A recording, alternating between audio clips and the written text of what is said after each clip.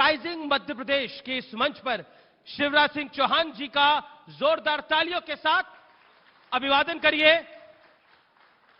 और क्योंकि यह आजादी का अमृत काल है, आजादी का अमृत काल है, इसीलिए यह संवाद बहुत महत्वपूर्ण है। हम देश के दिल में हैं। जोरदार तालियां मध्य प्रदेश के लिए भी, क्योंकि यह देश का दिल है। शिवराज जी, इस संवाद को शुरू करें उससे पहले, क्योंकि आजादी का यह अमृत काल है, इस हॉल में हर एक व्यक्ति से मेरा निवेदन है वो वंदे मातरम के उद्घोष के साथ इस सेशन की शुरुआत करें, क्योंकि तिरंगा हमेशा हमारा ऊंचा रहता है और वो आज भी यहां पर इस मंच पे भी ऊंचा ही है। तो वंदे मातरम के उद्घोष के साथ इस सेशन की शुरुआत करते हैं। वंदे मातरम, वंदे मातरम। शिवराज जी, आजादी के इस अमृत काल के अंदर आज हम आपके साथ संवाद कर रहे हैं, तो पहला प्रश्न मन में यह आता है, सियासत की बात तो बहुत होती है, सियासत की बात तो बहुत होती है, लेकिन अब वक्त आ गया है कि हम देश की बात भी करें, वक्त आ गया है कि हम प्रदेश की बात भी करें। तो क्या माना जाए शिवराज जी, आपकी ये चौथी टर्म है, चौथी टर्म को कोई सामान्य बात नहीं होती किसी मुख्यमंत्री को मिलना। क्या माना जाए कि इस दौर में जब देश के अंदर हम देख रहे हैं राजनीति का रंग कभी कभार बदलता है, उस दौर के अंदर आपका रंग भी थोड़ा बदल गया है, यानी आपके तेवर भी थोड़ा बदल गए इस पहले तो पारी मैं में। आजादी के अमृत महोत्सव की बात करूं। प्रधानमंत्री जी के नेतृत्व में सारा देश इकट्ठा था दिल्ली में, और हम सब ने मिलजुल के आजादी के अमृत महोत्सव का आगे के कार्यक्रमों की रूपरेखा भी बनाई है। देखिए, नेता आते और जाते हैं जी, लेकिन देश सदैव रहने वाला है। और इसलिए इस बार जो अभियान, मैं आपके माध्यम से प्रदेश की जनता से निवेदन करना चाहूंगा, हर घर तिरंगा अभियान प्रधानमंत्री जी ने आह्वान किया है। हम सब भी अपने घर पर 13 अगस्त से लेकर 15 अगस्त के बीच अपना प्रिय राष्ट्र ध्वज, झंडा ऊंचा रहे हमारा, विजयी विश्व तिरंगा प्यारा, इसकी शान न जाने पाए, चाहे जान भले ही जाए, ये उद्घोष करते हुए तिरंगा जरूर फहराएं। और आजादी के इस अमृत काल में हम ये संकल्प करें कि हम, हमारी समस्याएं, हमारा कैरियर, हम हमारे लिए तो हैं ही, लेकिन हमारा देश भी है। अपने लिए जिए तो क्या जिए, जीता तो वास्तव में वो है जो देश के लिए भी जीता है, समाज के लिए भी जीता है। हम अपने देश के लिए, समाज के लिए जीने का भी संकल्प लें। चलिए, देश की हम बात कर रहे हैं, लेकिन इस सेशन का हमने नाम दिया है मामा मुख्यमंत्री हैं हमारे। तो ऐसी क्या बात है जो आपको पब्लिक के साथ कनेक्ट करती है? वो कनेक्शन क्या है? देखिए, रिश्ता तो दिलों का होता है। बनावटी चीजें ज्यादा लंबे समय तक नहीं चलती। अगर हमने सरकार चलाई है तो पूरे मध्य प्रदेश को एक परिवार मान के सरकार चलाई है। मैं बहुत पहले से यह कहता रहा हूं, मध्य प्रदेश हमारा मंदिर है, उसमें रहने वाली जनता ही मेरी भगवान है, और उस जनता का पुजारी शिवराज सिंह चौहान है। जब मैं ये कहता हूं तो अंतरात्मा से कहता हूं, और जो बात दिल से निकलती है वो दूसरे दिल तक पहुंचती है, गहरे तक जाती है। हमने कई तरह की योजनाएं पूरी संवेदना के साथ बनाई। देखिए, बचपन में मैंने गांव में बेटा और बेटियों में भेद होते हुए देखा था। मां भी कई बार भेद करती थी। बेटा होता था तो खुशियां मनाई जाती थी, और बेटी अगर जन्म ले ले तो कई बार मां का चेहरा भी उतर जाता था। तब मेरे मन में, बाल मन में एक सवाल उठता था कि ऐसा क्यों? एक मां की कोख से बेटा ने भी जन्म लिया, बेटी ने भी जन्म लिया, बेटी के साथ भेदभाव क्यों? अक्सर मैं देखता था, मैं गांव की बात कर रहा हूं और आज से 50-55 साल पहले की बात कर रहा हूं, पति पत्नी में अगर लड़ाई हो जाए जी, तो पति का अधिकार माना जाता था कि वो जब चाहे लाठी उठाए और पत्नी को पीट दे, और अगर कोई बचाने आए तो पत्नी भी ये कह देती थी, मेरा आदमी मारे चाहे पीटे, तुम्हें क्या लेना देना। तब मन में ये हूक उठती थी कि स्त्री और पुरुष के बीच ये भेदभाव क्यों?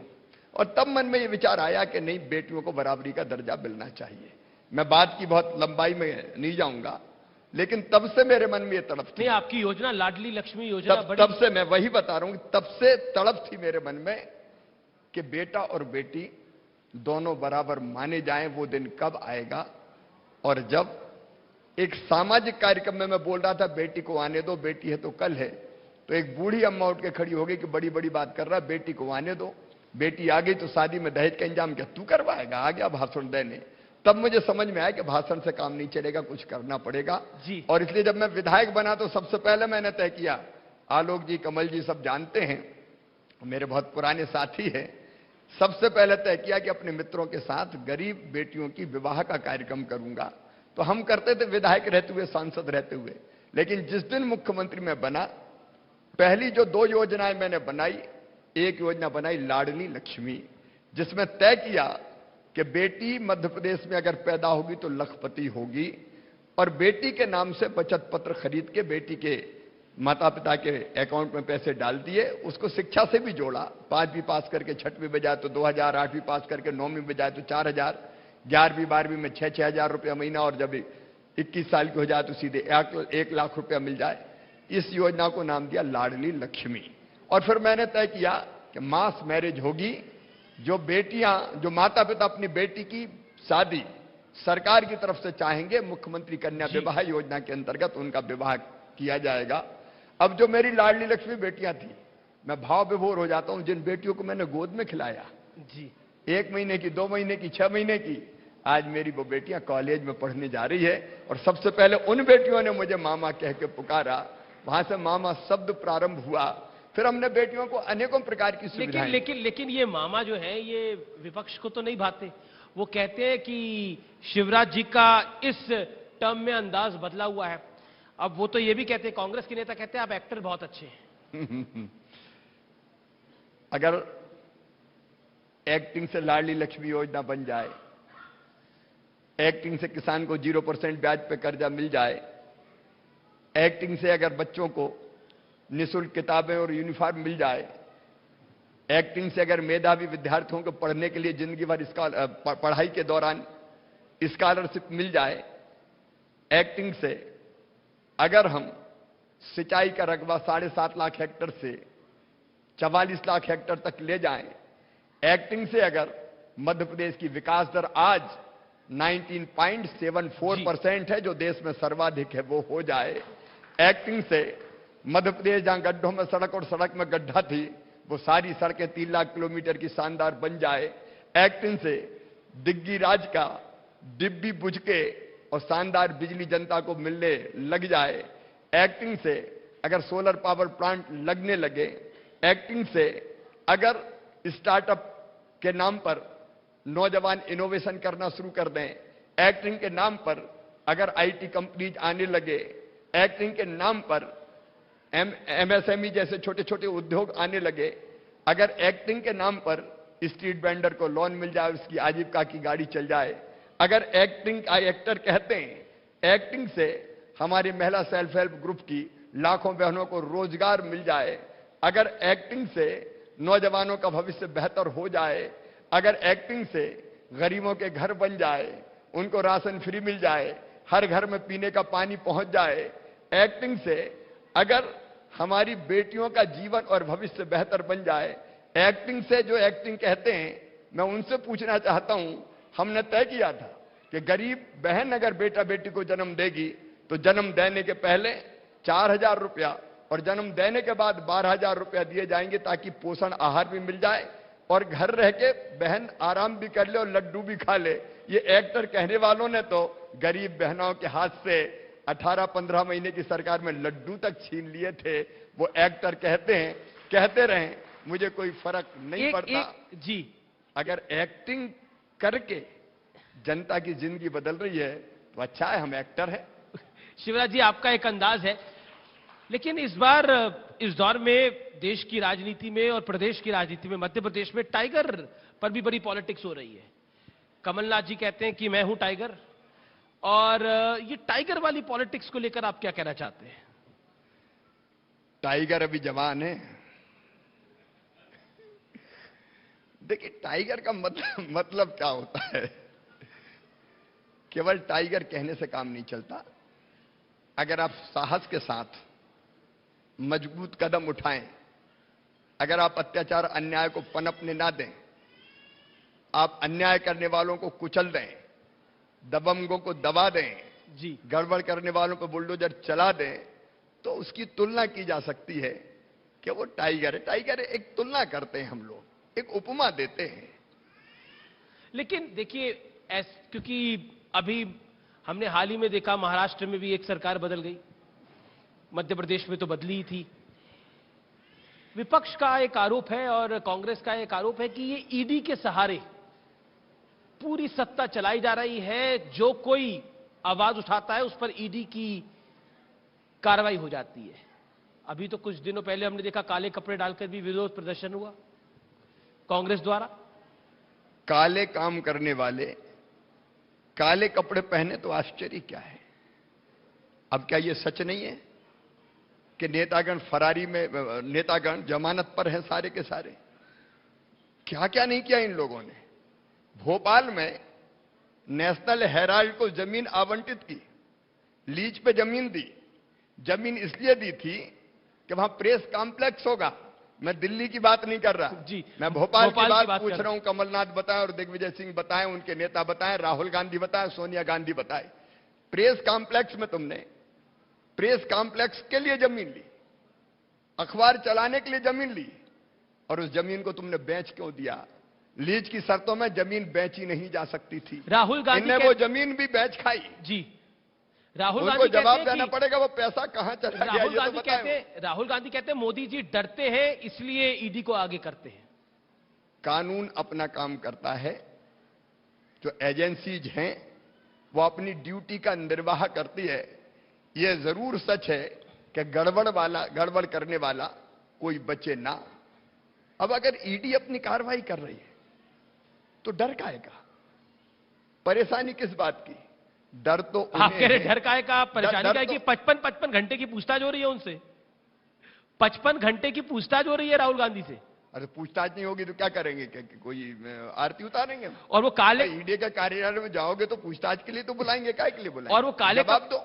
और वो काले कपड़े डालकर आते हैं तो बीजेपी कह देती है कि देखिए राम मंदिर का विरोध कर रहे हैं क्योंकि 5 अगस्त को राम मंदिर का शिलान्यास हुआ, इसलिए काले कपड़े डाल के घूम रहे हैं। सवाल तो साफ उठ रहा है कि 5 तारीख ही क्यों चुनी, जिस दिन अयोध्या में भगवान श्री राम के भव्य मंदिर के निर्माण के लिए शिलान्यास हुआ। वो कह रहे हैं महंगाई के खिलाफ हमने काले कपड़े डाले थे, महंगाई के खिलाफ हमने काले कपड़े डाले थे। अब देखिए, कभी वो ईडी के बहाने प्रदर्शन करने की कोशिश करते हैं, कभी महंगाई को प्रदर्शन का नाम देते हैं। सच बात यह है कि कांग्रेस रिटायर पार्टी है, Bharatiya Janata party fire party है। दोनों में कोई मुकाबला कांग्रेस को रिटायर ही कर दिया आपने। रिटायर ही तो हो रहे हैं, बचा क्या है? अब आप बताइए। कमलनाथ जी कह रहे हैं कि मैं वापस आऊंगा। वो उम्मीदवार घोषित करते हैं उपराष्ट्रपति का, और विपक्ष के वोट ही पूरे नहीं मिलते। उनके वोट विधायक जाते हैं तो भारतीय जनता पार्टी और एनडीए के राष्ट्रपति के उम्मीदवार से इतने प्रभावित होते हैं कि अंतर आत्मा की आवाज पे यहां के 19 विधायक। ये कैसे हो गया? 19 विधायक क्रॉस वोट कर गए।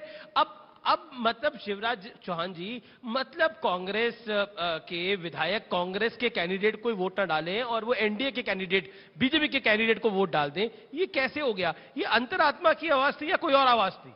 ये अंतरात्मा की आवाज थी। इंदिरा जी ने भी कभी कहा था कि अंतरात्मा की आवाज पे वोट दो, उन्हें सुन लिया और अंतरात्मा की आवाज पे वोट दे दिया। और ये नगर निकाय चुनाव में भी अंतरात्मा की आवाज आई जिसमें आप लोगों का अच्छा प्रदर्शन रहा। काय में? अभी जो हाल ही में चुनाव हुए नगर निकाय चुनाव, देखिए वो तो हारने के बाद फिर कहते हैं अब की बार देख लेंगे। देखिए, हमने अगर सरकार बनाई तो सरकार बनाने के बाद उपचुनाव हुए, बाय इलेक्शन हुए। अब आप पता कर लें बाय इलेक्शन के रिजल्ट।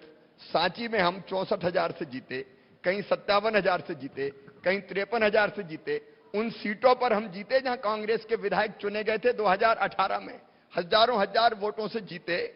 और वो अगर कहें कि इसके बाद भी अगली बार हम देख लेंगे और इनने तो गड़बड़ कर दी, फिर हारते हैं, फिर कहते हैं कि अगली बार देख लो। और जीतने के बाद हम मिठाई बांटते हैं तो पता नहीं क्या क्या कहते हैं। कमलनाथ जी हमारे मंच पे बोल के गए, उन्होंने बोला कि बीजेपी वालों के साथ समस्या यह है कि बच्चा किसी और के यहां पैदा होता है, मिठाई ये लोग बांट देते हैं। तू ना इधर उधर की बात कर, ये बता के कारवां क्यों लूटा? बस सीधे सीधे बताओ कि हारे क्यों, बच्चा कहां पैदा हुआ और मिठाई कहां बटी, इससे इसका क्या संबंध है, कोई बताए? लेकिन एक सवाल जो कि बहुत महत्वपूर्ण है, बीजेपी का प्रदर्शन उन इलाकों में, खासतौर पर मुरैना में, ग्वालियर में उतना बेहतर नहीं रहा, जो कि ज्योतिरादित्य सिंधिया और नरेंद्र सिंह तोमर का इलाका माना जाता है। उसके पीछे क्या कारण रहे? देखिए, भारतीय जनता पार्टी में कोई इलाका किसी का नहीं है, कार्यकर्ताओं की और संगठन की पार्टी है भारतीय जनता पार्टी। और हम सब मिलकर साथ काम करते हैं, चाहे तोमर जी हों, चाहे ज्योतिरादित्य जी हों, चाहे विष्णुदत्त जी हमारे अध्यक्ष हों, चाहे कैलाश जी हों, चाहे शिवराज जी हों, हम सब मिलजुल के काम करते हैं। सामूहिक लीडरशिप होती है ओवरऑल, लेकिन चुनाव को देखा जाना चाहिए। ओवरऑल अगर आप चुनाव देखेंगे तो आप ये पाएंगे, आप बताइए 23,000 पंचायतों में से 20,863 में भारतीय जनता पार्टी एक तरफा जीत गई। हम पंचायत जीते, हम जिला पंचायत जीते, 51 में चुनाव हुए, 41 हम जीते, 8 कांग्रेस जीते, जनपद हम जीते, नगर पंचायत हम जीत रहे, नगर पालिका हम जीत रहे, नगर निगम में भी जहां मेयर हार गए वहां हमारे पार्षद ज्यादा चुने गए, मतलब कमल के फूल की बटन वहां भी दबी है और नगर निगम के अध्यक्ष हमारे बन रहे। अब ये लोकतंत्र है तो भाई इक्का दुक्का जगह तो हारेंगे ही, हारना भी चाहिए, उसमें कौन सी बड़ी बात है। बिल्कुल आपने बोला लोकतंत्र है, लोकतंत्र में कोई जीतता है कोई हारता है, लेकिन क्या एक जो कांग्रेस को एक खुशी लग रही है कि ग्वालियर में हारना, मुरैना में हारना, कहीं कांग्रेस का कमबैक ना मिल जाए? क्योंकि हमने देखा था 2017 का चुनाव के अंदर बहुत कांटे की टक्कर थी और बीजेपी बहुत हल्का पीछे रह गई थी। इसलिए 2023 के चुनाव में क्या आपको लगता है कि अगर कुछ ऐसा घटनाक्रम होता है तो ये चिंता की बात होगी बीजेपी के लिए? ना अगर है ना मगर है, परिणाम तय है। जनता और जनता देश की पूरी तरह से प्रधानमंत्री श्रीमान नरेंद्र मोदी जी के साथ खड़ा है। केंद्र सरकार की योजनाएं और भारतीय जनता पार्टी की सरकार की प्रदेश सरकार की योजनाएं, हमारा संगठन, हमारे कार्यकर्ता और जनता का आशीर्वाद, यह शानदार विजय फिर 2023 में भारतीय जनता पार्टी को दिलाएगा। क्योंकि आपके कार्य की बात हो रही है तो इन दिनों आप नाम भी बड़े बदल रहे हैं। आप जैसे पताल पानी का नाम टंटाया भील हो गया है, होशंगाबाद हो गया है, नर्मदापुरम, हबीबगंज स्टेशन हो गया है, रानी कमलापति स्टेशन, मिंटो हॉल हो गया है, कुशाभाऊ ठाकरे हॉल। ये क्यों, इसके पीछे कारण क्या है? रानी कमलापति भोपाल की अंतिम शासिका थी। धोखे से उनके सेनापतियों को बुला के हलाली डैम जहां कहा जाता है वहां बुलाया गया था दावत के लिए, और रात में जब वो सो रहे थे तो तंबुओं में आग लगा दी गई, और जब वो बाहर निकले तो काट डाला गया।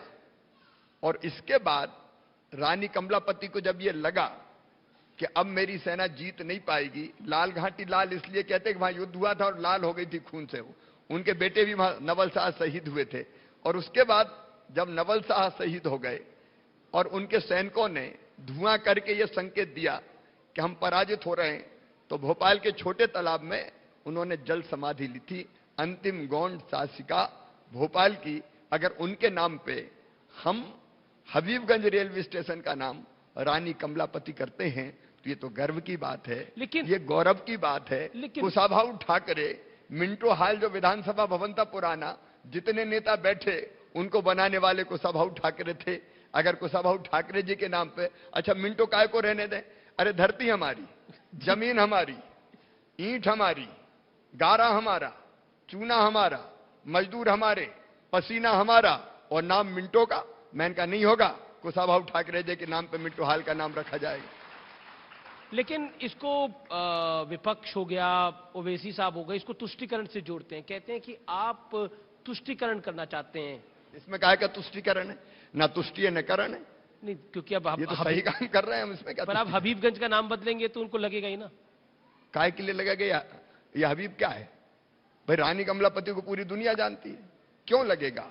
अगर नर्मदापुरम होशंगाबाद का नाम करते हैं तो नर्मदा जी हमें जल दे रही है, खेतों में सिंचाई हमारे हो रही है, पीने का पानी हमें मिल रहा है, बिजली हमें दे रही है, तो नर्मदा मैया की पूजा नहीं करेंगे तो क्या होशंग साई की पूजा करेंगे हम?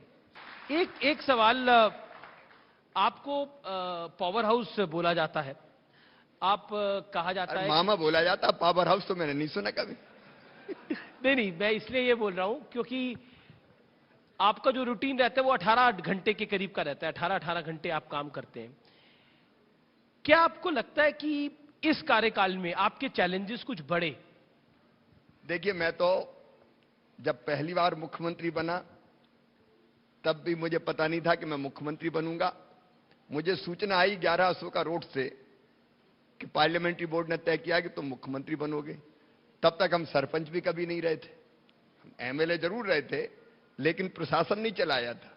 उसी सहज भाव से आए और मुख्यमंत्री पद की शपथ ली, काम में लग गए और काम करते रहे। जो काम किया सामने है, और वैसे ही चौथी बार बने तो चौथी बार भी वैसे ही काम कर रहे हैं।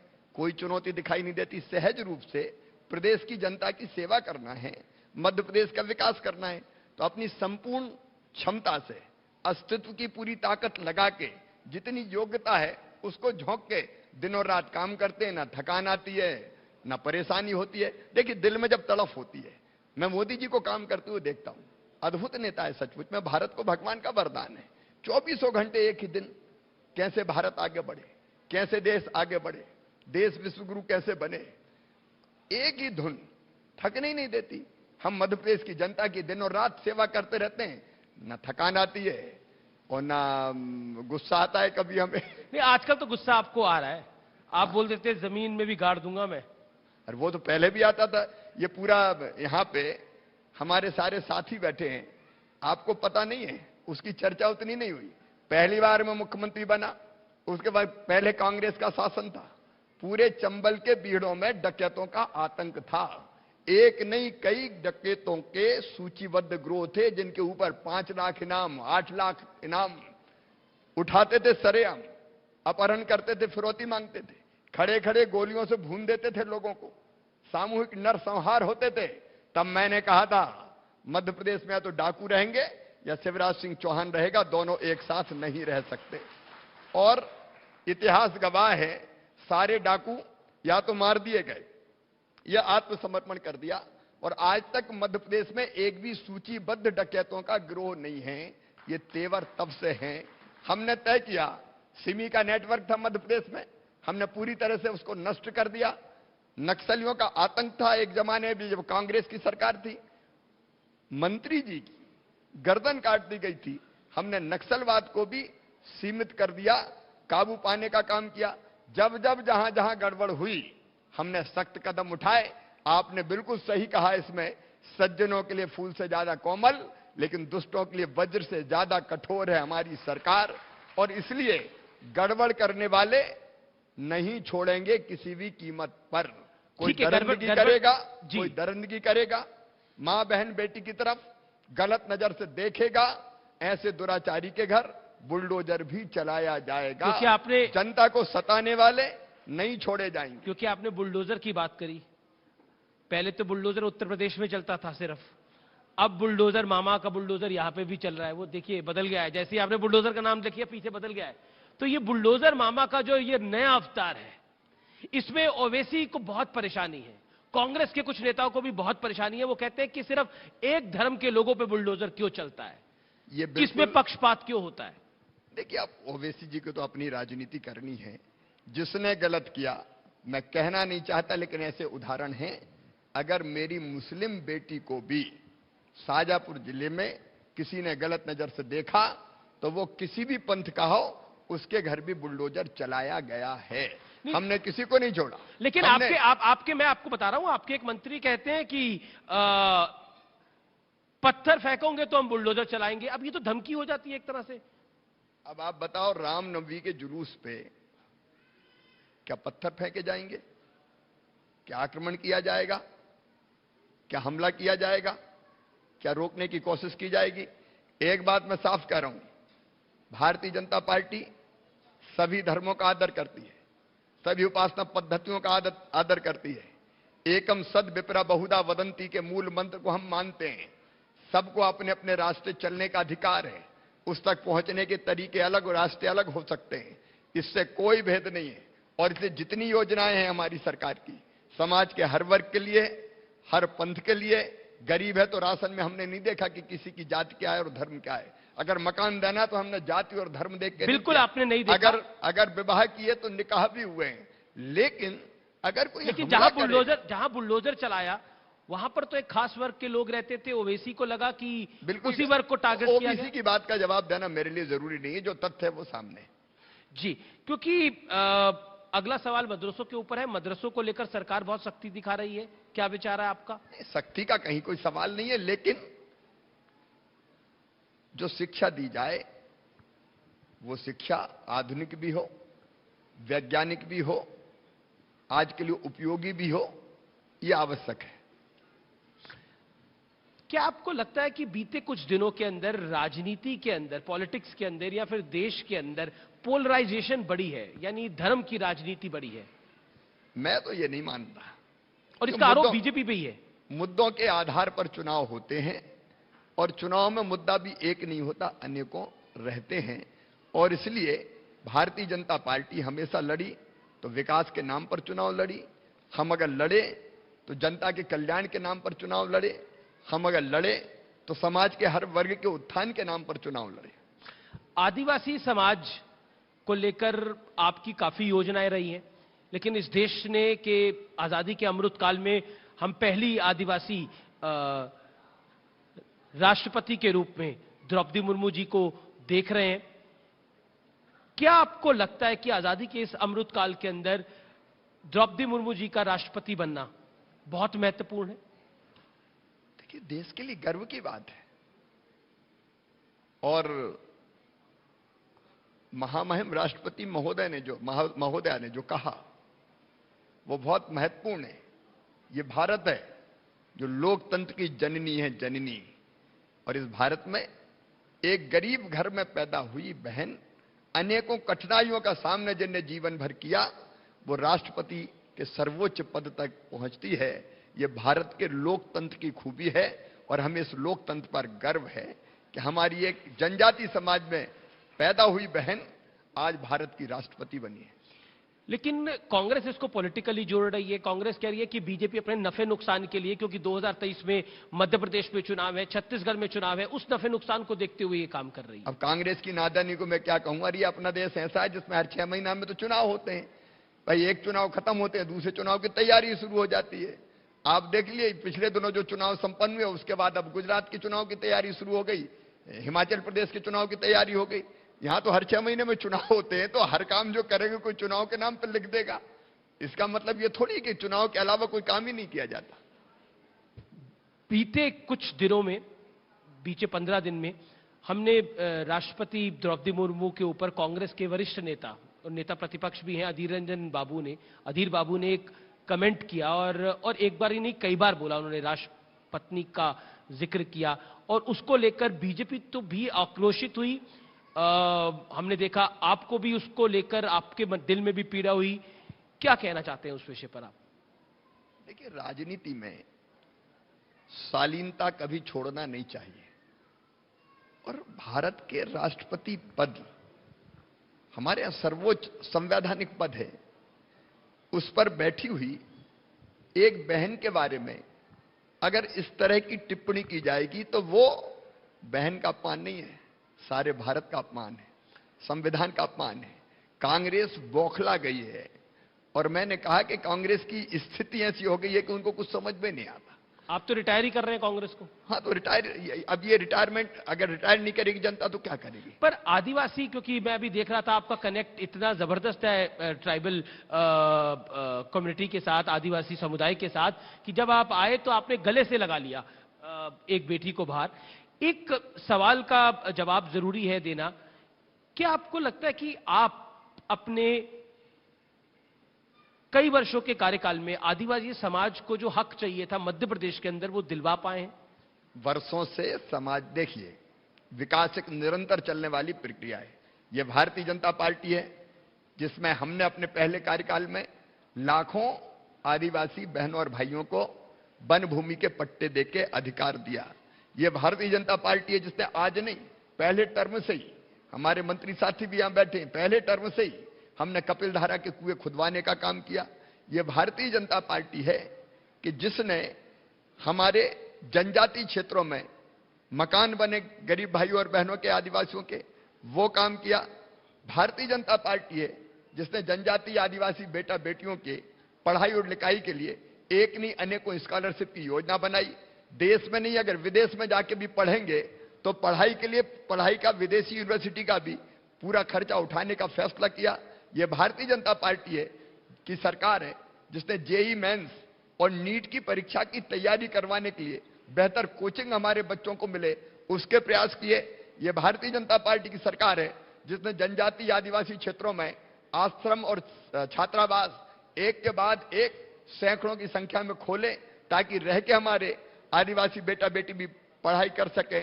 और इसलिए बेटा बेटियों का सवाल हो, अनुसूचित जाति के हों, जनजाति के हों, समाज के अन्य वर्गों के हों, पिछड़े वर्ग के हों, चाहे सामान्य वर्ग के गरीबों के भी हमारे जो बेटा बेटी है उनको स्कॉलरशिप देने की योजना बनी।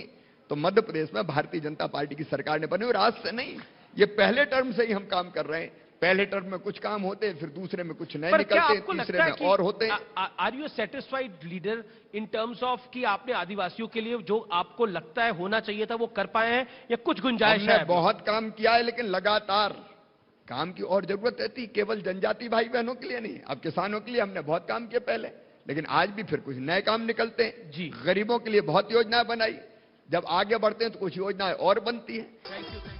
आजादी के अमृत महोत्सव में तिरंगे की बात ना हो तो बात अधूरी है। आजकल आपका अंदाज भी शायराना हो गया है। आपने एक ट्वीट पे लिखा, मैं तो पढ़ के थोड़ा हैरान हो गया। आपने बोला, देख रहा है ना विनोद, ये कांग्रेसी तिरंगे का भी विरोध कर रहे हैं। और क्या कहेंगे आप बताइए? वो कहते हैं कि आप तो आरएसएस के प्रोडक्ट हैं, इसलिए ये सवाल पूछना आपसे जरूरी है। वो कहते हैं कि 52 साल तक इन संघियों ने, आरएसएस वालों ने अपनी बिल्डिंग में झंडा नहीं फहराया, ये हमें देश प्रेमी होने का सर्टिफिकेट दे रहे हैं। वो कहते हैं हम भी तिरंगा लगा रहे हैं, लेकिन हमारे तिरंगे में पंडित नेहरू भी रहेंगे। इनको इतिहास की जानकारी नहीं है। राष्ट्रीय स्वयंसेवक संघ के संस्थापक और प्रथम सरसंघ चालक परम पूजनीय डॉक्टर हेडगेवार जी कभी कांग्रेस के कार्यकर्ता आजादी की लड़ाई के पहले, संघ की स्थापना के पूर्व थे। अधिवेशनों की व्यवस्था से लेके और जंगल सत्याग्रह तक देश की आजादी के लिए उन्होंने किया। संघ के अनेकों स्वयंसेवक आजादी की लड़ाई में भी शामिल थे और पहले दिन से ही राष्ट्रध्वज का हम लोग सम्मान करते हैं।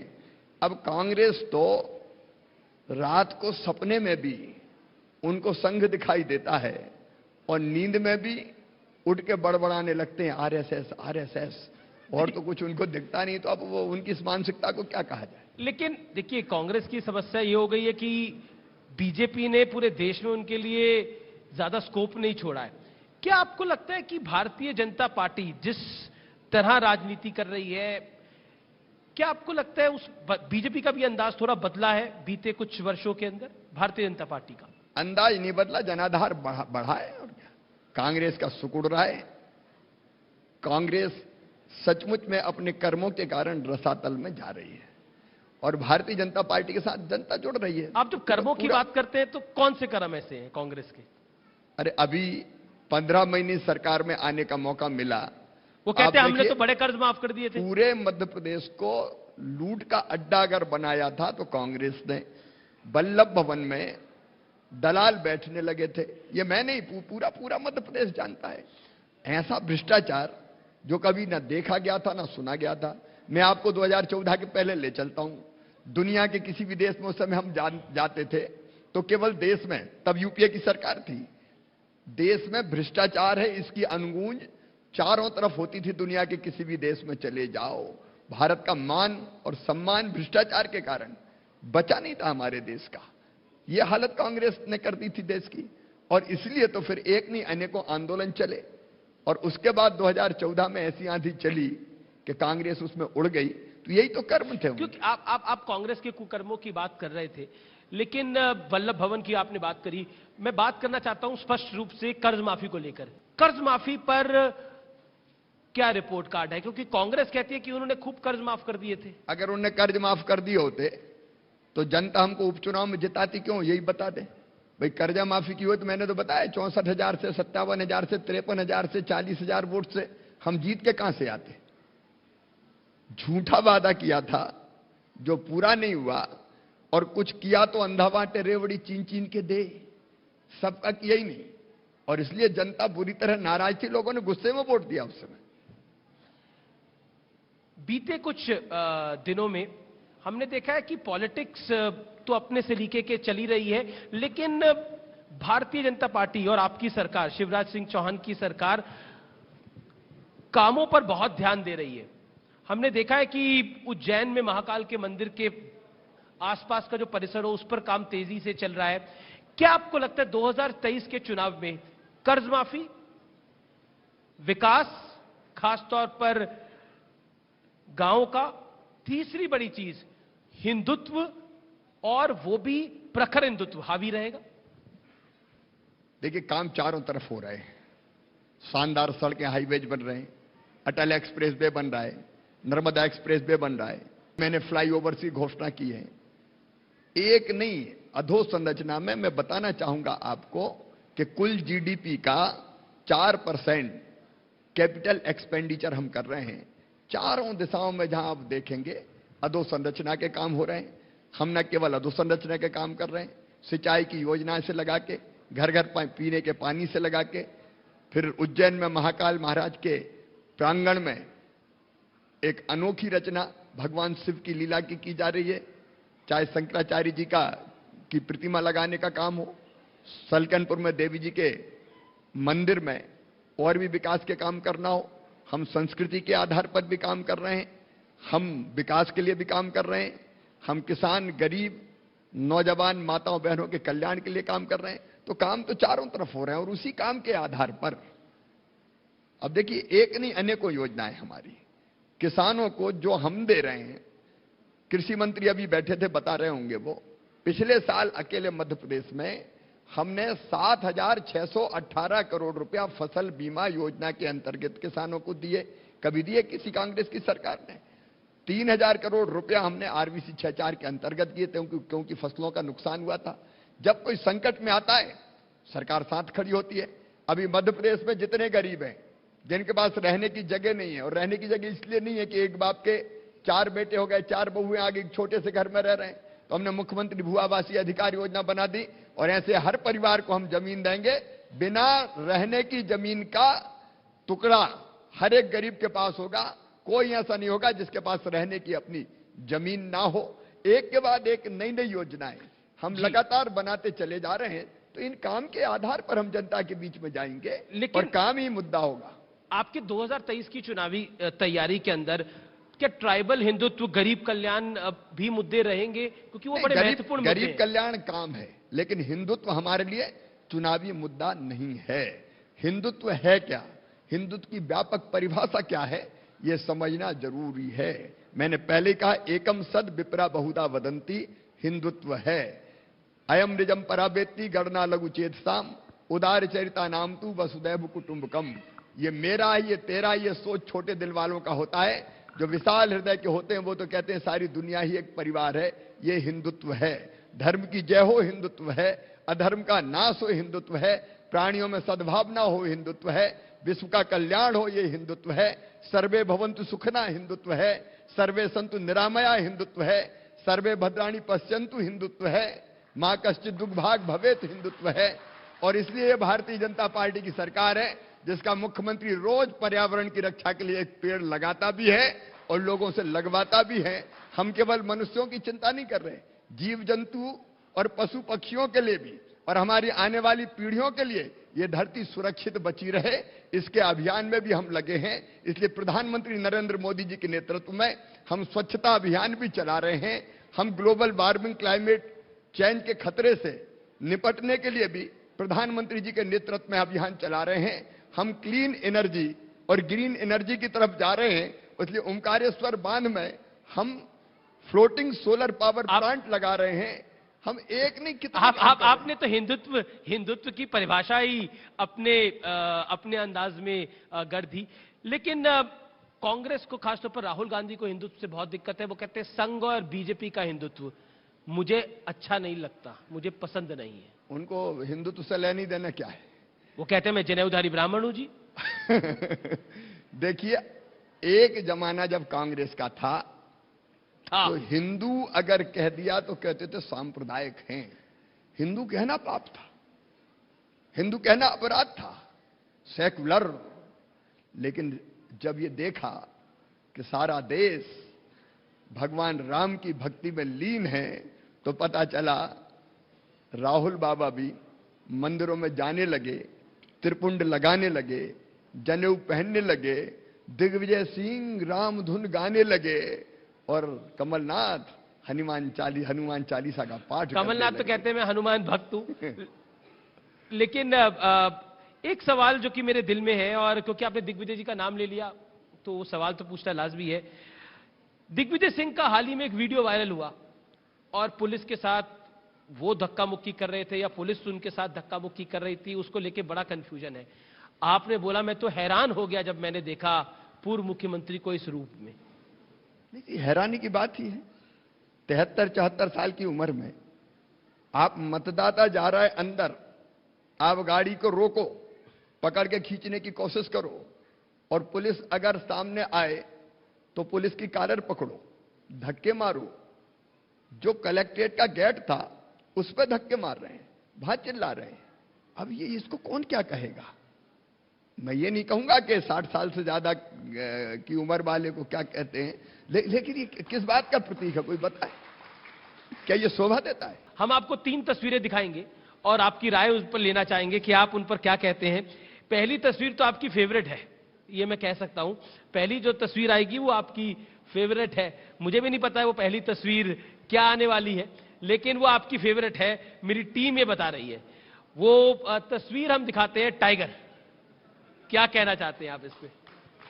देखिए, मैं तो एक गाना मुझे बहुत प्यारा है जी, बस यही अपराध में हर बार करता हूं, आदमी हूं, आदमी से प्यार करता हूं। अगली तस्वीर। अब इस तस्वीर पे क्या कहेंगे शिवराज जी? ये तो बदमाशों पे चलेगा, उसमें क्या दिक्कत है? लेकिन ये आपके लिए बुलडोजर मामा वाली जो इमेज है, ये कह रही है कि बीजेपी को भी बड़ा फायदा दे रही है। उत्तर प्रदेश में दिया, मध्य प्रदेश में दे देगी। मैंने पहले ही कहा कि हम बहुत दिनों से चला रहे थे, वो लाइट में तब आया जब उत्तर प्रदेश के चुनाव परिणाम आ गए।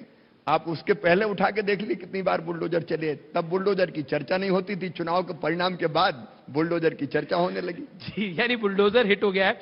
अगली तस्वीर एक नेता की है, और वो जो नेता है, 2 नेता हैं, प्रियंका जी और राहुल जी, काले कपड़ों में है। क्या कहना चाहते हैं आप? अब वो बस मैं तो यही कहूंगा बिना सहारे काय को परेशान होते हैं, जनता का सहारा बचा नहीं है, और इसलिए काले कपड़े पहन के इस ढंग से सड़कों पे उतरना कांग्रेस की नजर नहीं उतारेगा, कांग्रेस को और पट्टी से उतार देगा। शिवराज जी, आप बहुत पुराने नेता हैं और मुझे लगता है कि मैं आपको फॉलो कर रहा हूं करीब 20-21 साल से, और मैंने आपको केंद्र में जब थे तब भी देखा।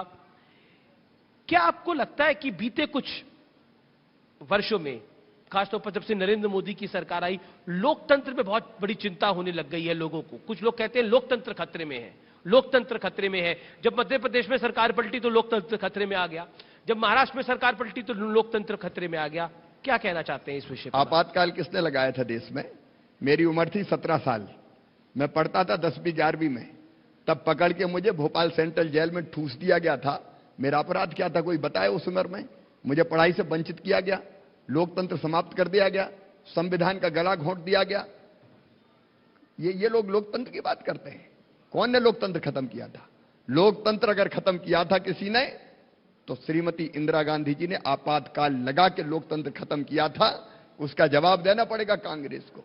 ये हमसे बात करते हैं, एक के बाद एक लगातार चुनाव हो रहे हैं। पर वो बात तो पुरानी हो गई। इंदिरा जी ने तो इमरजेंसी लगाई, जिसका खामियाजा कांग्रेस ने भुगता। लेकिन अब जो लोकतंत्र की परिभाषा लोग डिफाइन कर रहे हैं, उसको आप कैसे देखते हैं? ये उनकी परिभाषा है। सच ये है कि भारत लोकतंत्र की जननी है, यहां लोकतंत्र सुरक्षित है। एक नहीं अनेकों चुनाव बिना किसी खून खराबे के संपन्न होते हैं।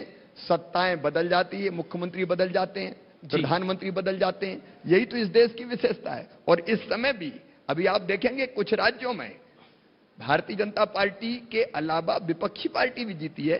क्या पश्चिम बंगाल में दूसरी पार्टी नहीं जीती? अब ये कुछ फालतू की बातें करने से कोई अर्थ नहीं है। लोकतंत्र सर्वथा सुरक्षित है और भारत में आज नहीं, आज भी सुरक्षित है, कल भी सुरक्षित रहेगा। बिल्कुल। आखिरी दो सवाल हैं। प्रदेश के दो नेता कांग्रेस के, चाहे वो कमलनाथ हो चाहे वो दिग्विजय सिंह हो, वो जो हैं आप उनके निशाने पर रहते हैं और उनका मानना है कि कोई आपको किसी संज्ञा से बुलाता है, किसी नाम से बुलाता है, उनका मानना है कि जब तक शिवराज है तब तक गड़बड़ है मध्य प्रदेश के अंदर, मतलब कांग्रेस के लिए गड़बड़ है। आज उनको इस मंच से आप क्या संदेश देना चाहते हैं, दिग्विजय सिंह और कमलनाथ को? देखिए, गड़बड़ होगी तो कांग्रेस के लिए गड़बड़ होगी। मैं उनसे यह कहना चाहता हूं कि भारतीय जनता पार्टी अपने प्रिय प्रधानमंत्री, जो देश के प्रधानमंत्री हैं, उनके नेतृत्व में आत्मनिर्भर भारत का निर्माण कर रही है। एक नहीं, अनेकों सफलताओं के कारण आज देश बुलंदियों पर है और पूरे देश में भारत का मान सम्मान और स्वाभिमान अगर बढ़ा है तो प्रधानमंत्री नरेंद्र मोदी जी के नेतृत्व में बढ़ा है। मुझे पूरा विश्वास है मोदी जी के नेतृत्व में भारत दुनिया का नेतृत्व करेगा। हम आत्मनिर्भर भारत बना रहे हैं, वो राहुल सोनिया निर्भर भारत बनाना चाहते हैं। हम आत्मनिर्भर मध्य प्रदेश बनाना चाहते हैं, वो कमलनाथ दिग्गी निर्भर मध्य प्रदेश बनाना चाहते हैं। यही तो हम में और उनमें फर्क है। मैं उनसे निवेदन करना चाहूंगा कि एक परिवार पर निर्भर देश कभी जनता नहीं बनाएगी, इसलिए इस रास्ते को बदल दें। बहुत बहुत शुक्रिया शिवराज जी।